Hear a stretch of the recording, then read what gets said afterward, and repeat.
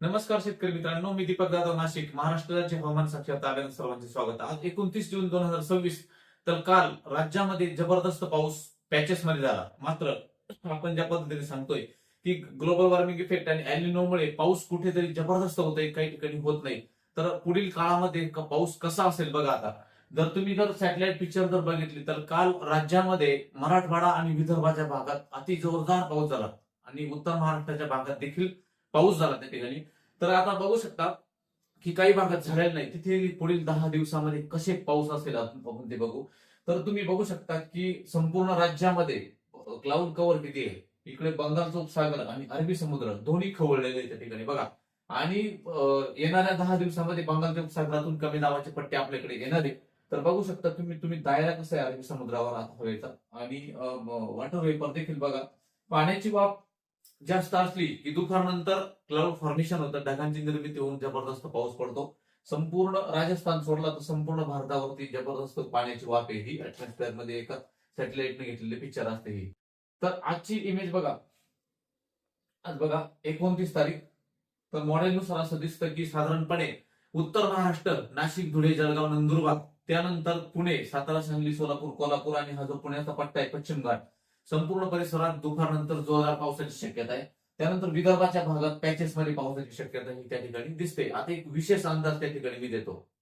पहिल्यांदाच भारतीय हवामानशास्त्र आयएमडी आणि विदेशी मॉडेल यांचा अंदाज एकत्र येताना दिसतो.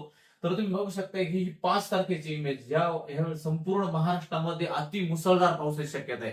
कारण बंगालच्या उपसागरातून एक लो प्रेशर हे भारताला आडवं जाऊन ते ज्यावेळेस ह्या बाजूला सरकतं त्यावेळेस अरबी समुद्रही जोर करतो आणि दोन्ही बाजूंचा बाष्पाचा जो मिलाप आहे त्या काळामध्ये नाशिक, धुळे, जळगाव, नंदुरबार सहित संपूर्ण कोकण किनारपट्टी आणि पश्चिम घाट, त्यानंतर विदर्भाचे आणि मराठवाड्याचे संपूर्ण जिल्हे जवळपास, फक्त थोडासा सोलापूर धाराशिवचा जो भाग आहे या ठिकाणी सांगली हा थोडासा कमी दिसतो.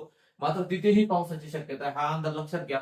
बघा, ज्या ठिकाणी पाऊस झाला त्या शेतकऱ्यांना माहिती की किती विनाशक असं नुकसान झालेलं त्या ठिकाणी.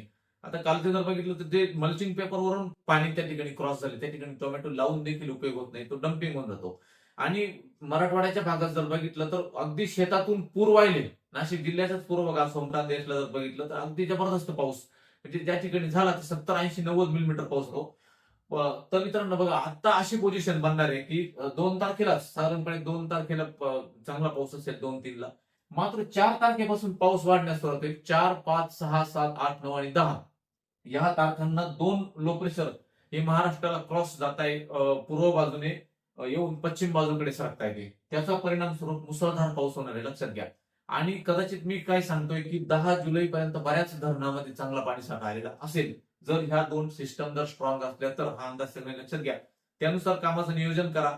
आज देखील 29 तारखेला चांगल्या पावसाची शक्यता आहे. ज्या ठिकाणी ज्या भागात अजून पाऊस झालेला नाहीये, तर लोकांना वाटत असेल की आमच्याकडे पाऊस झाला नाही, पण त्या ठिकाणी पाऊस झाला, त्या ठिकाणी अति नुकसानकारक तो पाऊस त्या ठिकाणी झालेला आहे.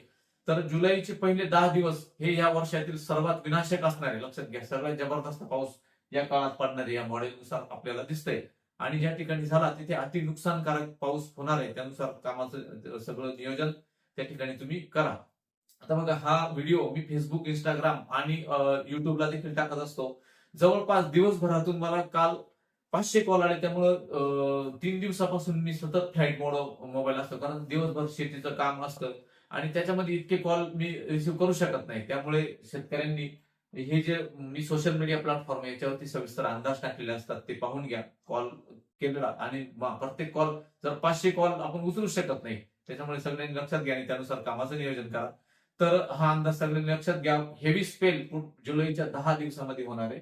5 तारखेची इमेज असली तरी आजही पाऊस त्या ठिकाणी आहेच. हा अंदाज सगळ्यांनी लक्षात घ्या.